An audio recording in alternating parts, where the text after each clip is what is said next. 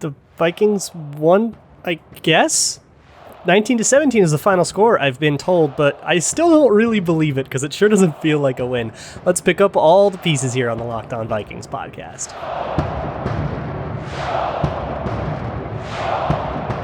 Ooh-wee!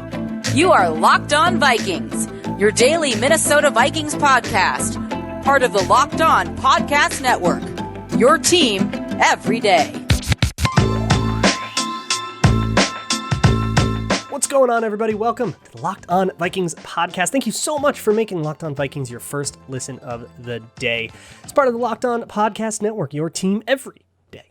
I'm your host, your pal, and the kid you copied off in math class. My name is Luke Braun. You can find me on Twitter at LukeBraunNFL. You can find the show on Twitter at Locked On Vikings. And today we are discussing possibly the most frustrating win of all time. I think this one tops the Jaguars game from last year.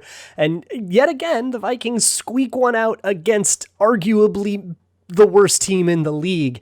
Maybe you got to throw the Texans or somebody else in there, but a disaster team, and the Vikings barely beat them 19-17, the final score on a 55-yard field goal that had to go in. Greg Joseph makes it, which is making that 37-yarder from week 2 sting all the more. And that game has some weird parallels to this one we'll talk about later in the show. But I want to talk about the overall trend of the game, the conservatism, the way the Vikings approached the game management with a lead here was really, really bad in ways that Zimmer has kind of learned are the right things, and they served him well in the past. We'll talk about that. The defense, the Kirk Cousins and all that. And also just, what do you take from a game where you won, but it feels so bad? Like, how do you process that? So we'll process it together. A little group therapy, I guess. But let's start with, I think, the headlines of the game. And I think the conservatism is the headline of the game, right? The Vikings were crazy conservative in this game, like way too conservative in their game management situations.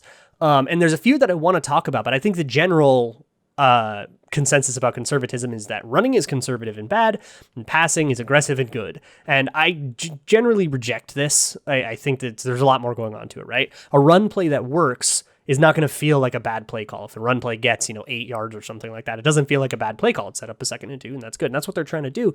But a run play that doesn't work feels like a bad play call, not a failed run. If a run play works, you go, good run, and you compliment the running back or the lineman who made the block or whoever. A bad run play, you go, well, why were they running in the first place? As though it was some doomed thing. And I don't want to do that. If I'm going to blame the players, I'm going to credit them when it works. I'm going to blame them when it doesn't. And if I'm going to do the same with the coaches, then I want to be consistent about that. So I got to kind of tread lightly, be careful here.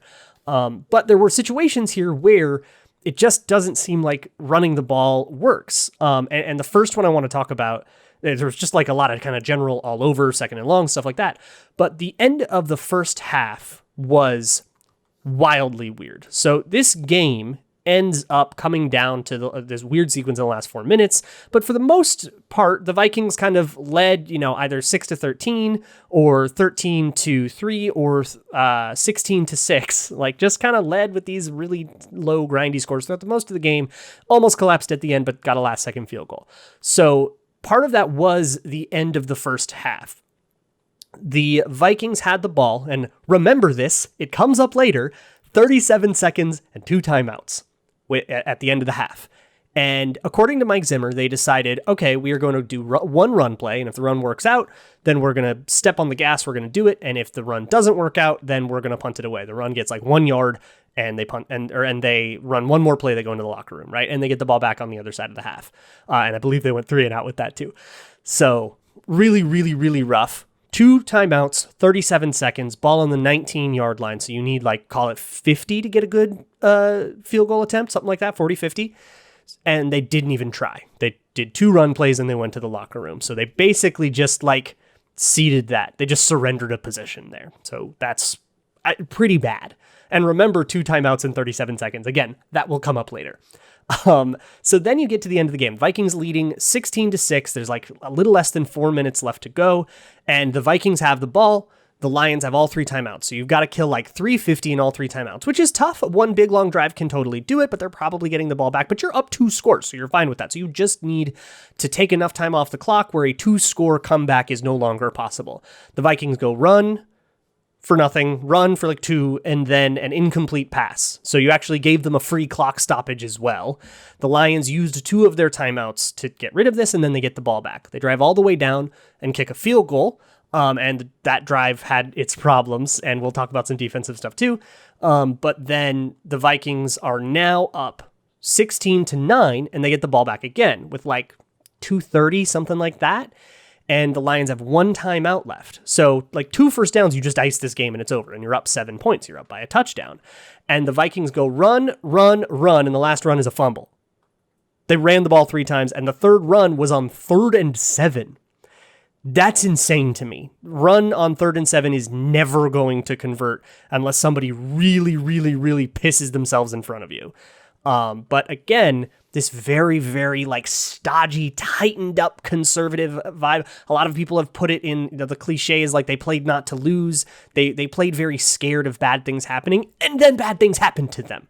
And so I was tweeting throughout the game, and remember, game day tweets don't count, so don't hold me to this, but I was tweeting throughout the game. I was like, Mike Zimmer gets fired for this. Like, this is the moment. We're watching it. And I didn't think they were going to win at the time because they got the ball back with like nothing to go. But it was like if Greg Joseph doesn't make that kick, Mike Zimmer's out. Because that was a horrifically mismanaged game, and they blew the game against opponent they were woefully playing down to. I mean, it was just this horrible, horrible cocktail of things that get coaches fired. And they all happened in this game, but they come out with the win, and it's hard to fire a coach after a win. So I actually think Greg Joseph making that kick, like it or not, think it's appropriate or not, saved Mike Zimmer's job. But yeah, going run, and then fumbling on the run. And Alexander Mattison had a horrible play on that 3rd and 7 where he did fumble. He neglected to go up the right hole. Zimmer knew that 3rd and 7 wasn't going to run. He was asked about it after the game, and he said, yeah, no, we just kind of would rather take the time off the clock than, throw an incomplete pass. We would rather take the 40 seconds than the chance at converting, which I don't think I agree with, but sure, whatever. But Mattison didn't take that coaching point. He tried to bounce it out, and he would have either gone out of bounds and stopped the clock anyways, or he definitely wasn't going to get the first down, and he was trying to get the first down. So Mattison has to take that coaching point, and then he fights for extra yards in a situation where it doesn't matter. You're going to punt.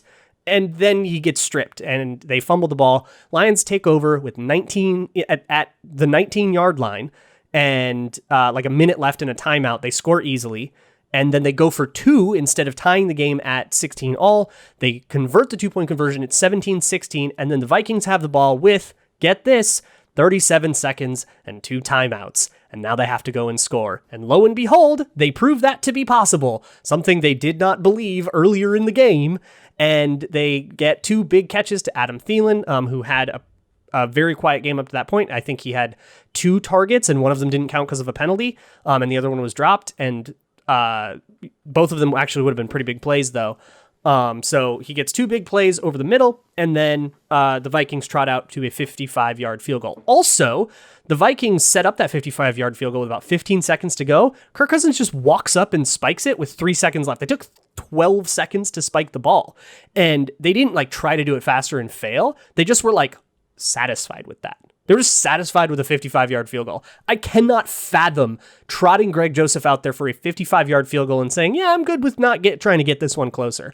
I argued a lot about the 37-yarder in week 2 and saying, look, they were in the red zone. A little bit closer is marginal. At 55, the difference between 55 and 50 is huge, especially for a struggling kicker who had left a 49-yarder short 10 minutes real time before this. So I can't fathom the strategy here. And again, it just feels like they get just to the very edge of what is the bare minimum of okay, and then go with that. And then if it doesn't work, they go, bad luck. It just seems like they want to, they set out specifically to beat the Lions by only 1 point. And I just can't understand it. There's a lot more I want to talk about with Christian Darrisaw making his debut in this game and rotating with Rashad Hill, some stuff on the defense, and then just the general vibe of a game like this. But first, let me talk to you about how you watch TV. When you're watching a game, you might be watching it on YouTube TV or some other live streaming app, and you have, maybe your roommate or your spouse is watching TV on a different device with a different login, watching something on demand while you watch the game. You got highlights on your phone. You got another device logged into something else. Too many logins, too much crap. Stop that. Get DirecTV Stream instead. It consolidates all of that. It puts everything in one place, live and on demand. Never have anything like that before with DirecTV Stream. Get your TV together with DirecTV Stream. For more, you can go to directv.com. That is directv.com. Okay, so the other thing about this game that I want to talk about is Christian Darrisaw making his debut in this game. And apparently, according to Zimmer after the game, they planned to rotate Rashad Hill and Christian Darrisaw. And I think it was 2 drives. Every 2 drives, they would rotate left tackle. Neither of them had any health issues or anything like that. They just wanted to do that as a way of easing Christian Darrisaw in because he's only had 12 practices, according to Mike Zimmer. So I guess that's the reasoning behind that. I've never heard about rotating a left tackle before. That seems completely insane to me. If he's only had 12 practices, just don't put him in. Like, what level of preparedness is good for only half of the drives, but not the other half of the drives? Like, what's the difference between the plays that you can run on those drives and the plays you can run on the other drives? And whatever those are, the drives where Christian Darrisaw were in were undoubtedly better for the offensive line and Christian Darrisaw and the offense as a whole. And Christian Darrisaw outplayed Rashad Hill, bar none, no argument in this game. I would not be surprised at all to see Rashad Hill come out of the game entirely now and to have Christian Darrisaw be the left tackle moving forward. Maybe they do another rotation or something until after the bye if they don't feel like Darrisaw is comfortable enough. But I think the snaps we have left of this offense and Rashad Hill are numbered because Rashad Hill was very bad again. He gave up another pancake on his ass sack, like he did 5 times last week and another one this week to like Trey Flowers instead of Myles Garrett. And when Darrisaw came in, he had sand in his pants. His footwork looked great. He kicked out really well. He pass protected really well. I think really, really importantly, he did the protections right. Like he blocked the right guy. He set the right way. He knew what was going on in the play around him. He looked pretty comfortable to me. I don't know. Maybe something else will reveal itself on the tape or something like that. But he did not look like a player that needed more time to develop to me. He looked like a guy who was ready to go. And maybe the Vikings see that as well, and then they don't put Rashad Hill in next game. And they'll probably be really coy about it throughout the week. So don't expect to hear it in a quote. If you do, then I don't know. Like if I were the coach, I wouldn't say anything. Let the other guys guess because they're definitely different styles of tackle. And you actually saw that. You saw the Lions had basically game plan. They stole the Cleveland game plan of defensive line where you overload the right side and force the left tackle to be on an island. And when that's Rashad Hill, they got pressure out of that and it worked because Rashad Hill is bad. And when it was Christian Darrisaw, it didn't. Darrisaw was up to that challenge and everything just totally skidded to a halt. And I think that that's pretty telling. You probably noticed it yourself. And usually I would say, it could have just been a coincidence. Those drives could have just been the ones that happened to work and whatever. I think that Christian Darrisaw being in the game over Rashad Hill had a significant impact on the offense. And I think it would be pretty inexcusable to put Rashad Hill back out there. And for a coach in the hottest of hottest seats right now. I mean, the seat's scalding. I fought the hot seat narrative a lot going into the year. I said the year had to start bad. The year has started bad. The seat's hot. And to be under that much pressure and one little slip up can kill you, I feel like the tiny little moments become that much more important. And yeah, it's only like if you rotate Rashad Hill and Christian Darrisaw again, look, it's only half of the offensive possessions and it's only one guy on them. And then in the grand scheme of things, that maybe not be huge. But when the owners are going to decide whether or not to keep you around like tomorrow, then yeah, that's pretty huge. Half of the game that's like the freshest in their mind. That's going to be pretty huge. So I think it would just be inexcusable. I cannot see a world where you look at that game and say Christian Darrisaw isn't ready. And I don't know, maybe he goes into the meeting room and he just totally like wets himself and maybe there's something else going on. I have to always like kind of set aside some benefit of the doubt for that. But the kid looks ready and the kid looked good. And to me, that's more exciting than not. I still want to talk about the defense and I want to do a little group therapy here. But first, let me talk to you about the best tasting protein bar in the planet. If you have ever been up late and you have a sweet chocolatey craving, but maybe you're trying to lose or maintain weight, maybe you are doing the keto thing and you can't fall off the wagon, Built Bar is the answer for you. Built Bars are covered in 100% chocolate. They are high protein, high fiber, low sugar, low calorie. They won't knock you off the wagon, but it'll feel like you're cheating. Have a cheat day without the cheat. You can get in any of their 9 main series flavors or a sampler box with 2 of each. They've got like chocolate cherry, chocolate peanut butter, chocolate mint, chocolate coconut, cookies and cream, a whole bunch of delicious ones. There's 9 of those. And there's also some limited time flavors that pop up on the website every now and then. So check back every now and again. You can find all of that at built.com. And you can enter promo code LOCKED15, LOCKED15, and you can get 15% off of your order at built.com.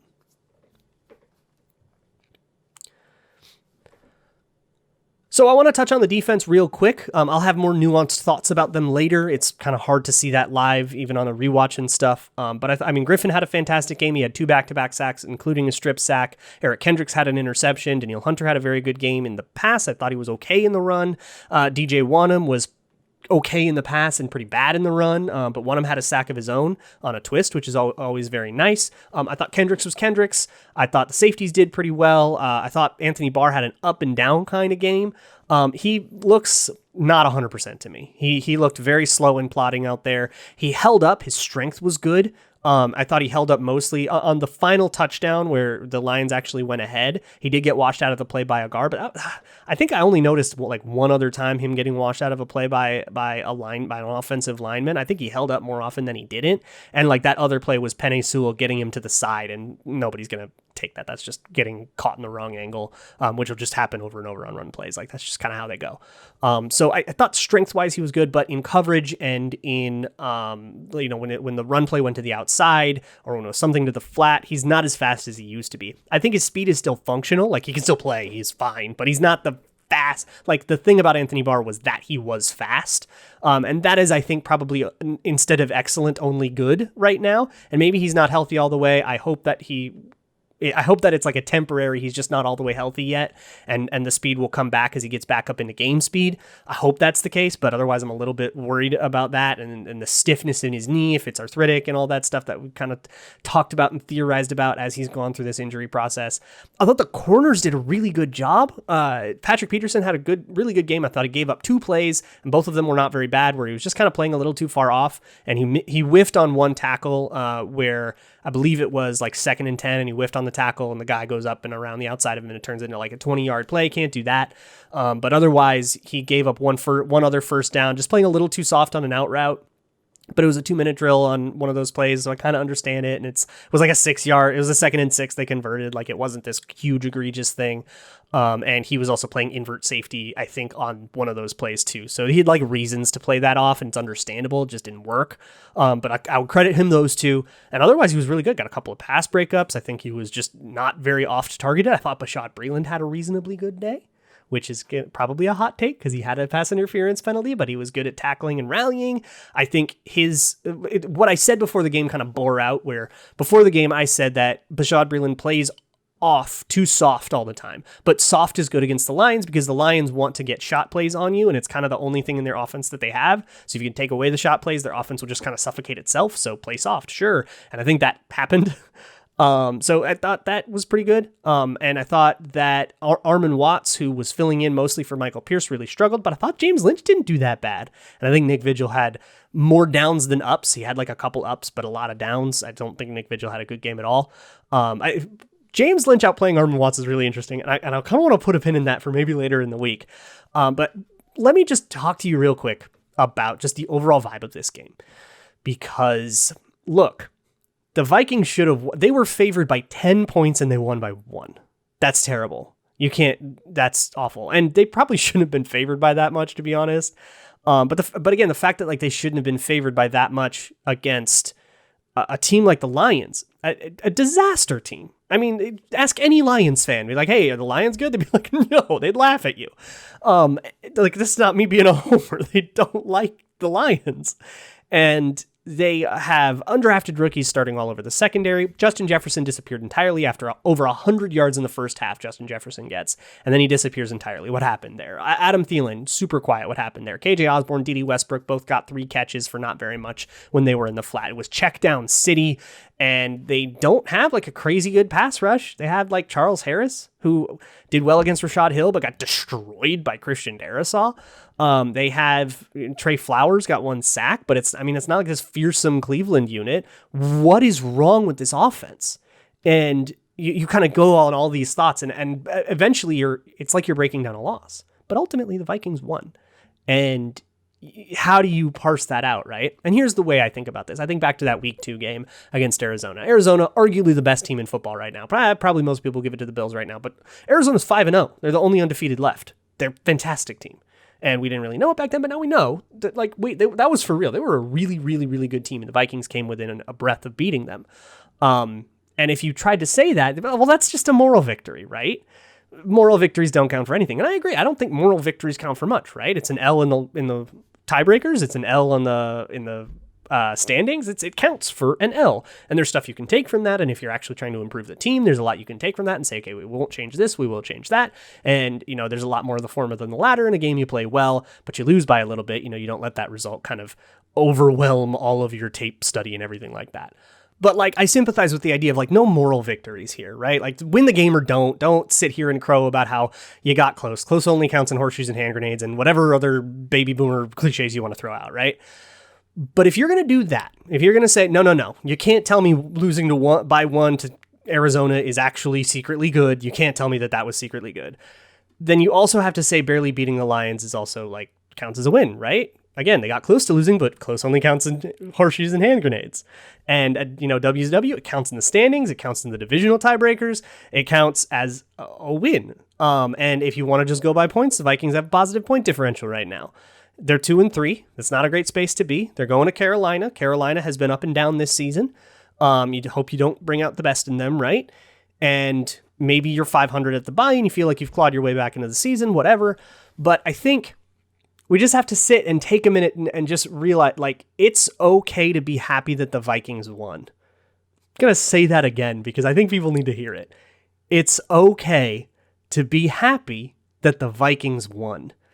It doesn't feel great because it was a frustrating game, but ultimately, Kirk Cousins, your gajillion-dollar quarterback, got the ball with 37 seconds and 2 timeouts, and when the coaches decided that maybe they should try to score this time, he did it. He got all the way there, and your kicker, who has been subject to a lot of criticism because he missed that kick against Arizona, drilled a 55-yarder with the franchise on the line. And didn't seem to be too up or too down at any of that part of the roller coaster. I think it's okay to be happy about that for a second. There'll be lots of times to go over what went wrong in the run game. I thought Alexander Mattison had a bad game. This guy, that guy. I thought Oli Udoh struggled. I'll go over all that in time. And we'll, make sure we pick all that, sort all that out and itemize it and get it set. But for a moment, sit with me and be happy that the Vikings won a game. Even if it felt like they should have won it by more, we get to enjoy it. Let yourself enjoy it. And throw all that other crap out about moral, like, if there are no moral victories, and I don't think there should be moral victories, then there are also no moral defeats. Let yourself have a little fun with it, and we'll go do all the responsible things later. But sports are supposed to be fun. Let yourself be happy for a minute. I will see you all tomorrow for the Tuesday Twitter mailbag. You can send me questions if you want at Luke Brown NFL or at Locked On Vikings. You can also send an email to lockedonvikingspodcast@gmail.com, or you can fill out the Google form in the show notes. You can also leave a YouTube comment if you're watching on YouTube. Feel free to do that. I'll see it that way. Send me a question kind of however you want. There's so many ways. Send me a question. I'll see them all. Thank you so much for making Locked On Vikings your first listen of the day. For the second listen, go check out Peacock and Williamson. They are a national show, part of the Locked On family here. They are breaking everything down from over the whole NFL. So they'll probably talk a lot of Bills or the Chiefs dead, all of the crazy storylines from everything in the NFL. Brian Peacock and NFL scout Matt Williamson doing a great job over there. So go and check them out. I will see you all tomorrow. Don't forget to get your Twitter Tuesday questions in. And as always, Skull.